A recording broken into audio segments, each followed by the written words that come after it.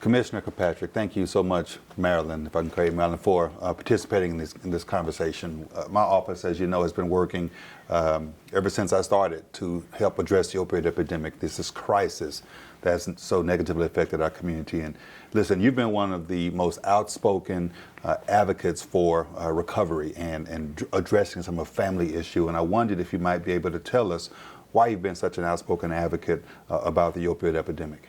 Well, first, AG Ford, I want to say thank you from the bottom of my heart, because this is something that's very personal to me, and it's for a long time it was hard to talk about. But my daughter is an addict, and hopefully she's on the path to recovery. And this is really something that happens to all families, and it's important that we stick together and we work together as a state to make sure that we can have the proper procedures in place so that people can get back on track.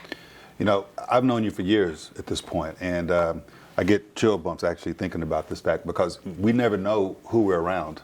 We don't know what people are going through. And you know, the fact that you have had such a personal experience with this, I think is indicative of that fact. We've worked well together. You have obviously done a tremendous amount of work notwithstanding that. And so maybe you can talk a little bit about what it means for loved ones and what loved ones can do to help those who have this disease. It's a disease more than anything else. Is that right?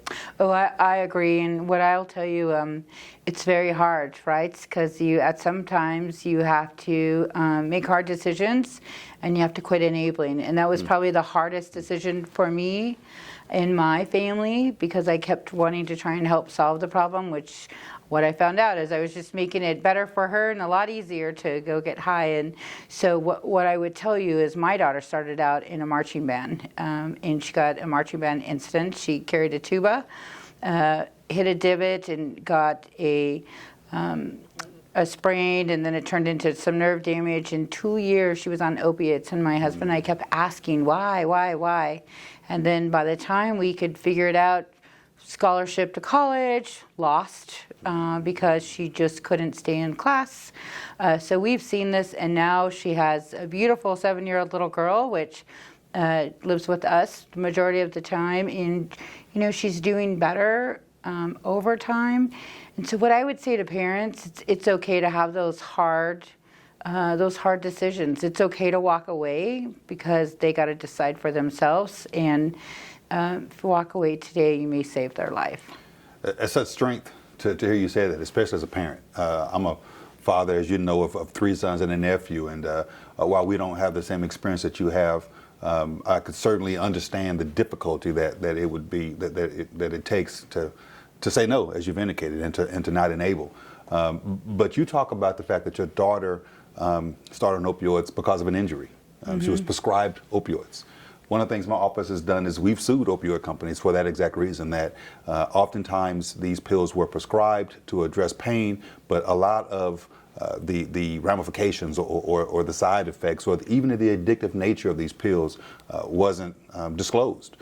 And so this lawsuit that we've engaged in has brought in hundreds of millions of dollars so far in settlement funds to help. And so the question I'd have for you is how would you foresee those types of settlement funds, because Clark County has received some of those, or will be receiving some of those. How do you, what do you envision as the best use for those funds? So, you know, here's what I would tell you the struggle is. So they go into a rehab, recovery type thing. They're gone 30 days, you know, which I'm hoping we can change the Medicaid law at some point so that it actually covers them for the time that it takes to get better. And relapse is a part of recovery. You have to relapse to get back on track. But then either they come out of jail or they come back home and want to get on track, but they can't rent an apartment because they don't have any work history. They don't have any credit history. And now what we have are small places where we put them into the seediest neighborhoods where they go right back into getting it. So my hope is with Clark County is that we can build some amazing villages to where they can get the treatment that they need every single day, where they can get back to work, where they can finish school. Many of them need to finish school, and then we can help them phase out. So that's what we're looking to do, and I would hope the rest of the state would do it, because if they have a stable home, just like we say with mental health, and so many of them because they've overdosed so many times. My daughter's overdosed well over 10 times, and that's a normal number, crazy enough. But it then affects their mental capacity on things they can deal with, and we have to be able to treat all of that. So I really hope we can build some housing to where they can stay as long as they need, as long as they're making progress.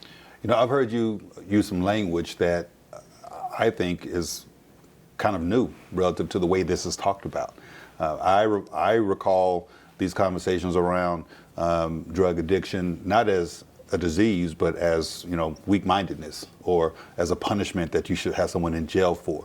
But I hear you talking about providing services and addressing the disease and addressing the illness. How have you seen the conversation over the years change as we talk about opioid addiction, its effect on people, but also its effect on families? Well, you know, I'll tell you, my daughter actually helped me with that, because as I was trying to say, I can't keep enabling you, I can't keep paying all these bills, I can't keep doing all of these things, because that's all that a mother wants to do for their children is do that. But once she realized that I was going to talk about it wherever we went, and she could no longer hold me hostage, hold my feelings hostage, it's made her better, and she's on her way to recovery. And yes, does she relapse? Yes, but it's so much faster for her to get back on track. But we really do have to talk about, at no fault of many of their own, there are tons and thousands of children that were playing sports that ended up in this situation, and now at 25 and 30, we got to start all over. But it really is, it's the whole problem. It's no different than alcoholism. It's no different than any other addiction, whether it's gaming, whether it's anything. Nowadays, I say it's computers, because you're addicted to the games on the computer. So it's no different, and we really just need to help them get on track. You know, again, you've been such a leader in this. I really want to thank you for participating in the conversation. Are there any final comments you'd like to make to the families and to those who are aggrieved by the opioid epidemic right now? I'd ask you just look right into the camera there and talk to them.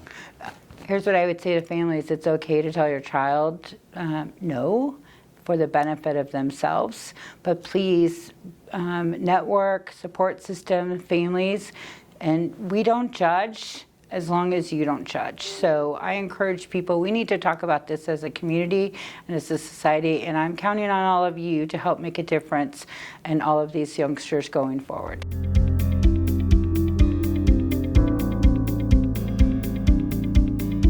Thank you all for watching today. As we continue to battle the opioid epidemic, it's important for everyone to understand how the disease of addiction has impacted Nevadans all across our state. My office is at the forefront of the fight against opioid companies in our state, and we've already agreed to settlements worth hundreds of millions of dollars, and we're fighting for more. We won't stop until we hold every company that profited off of Nevadans accountable. For more information about our office's legal efforts, please visit the web address below. Thank you, and remember, we can stop this epidemic together.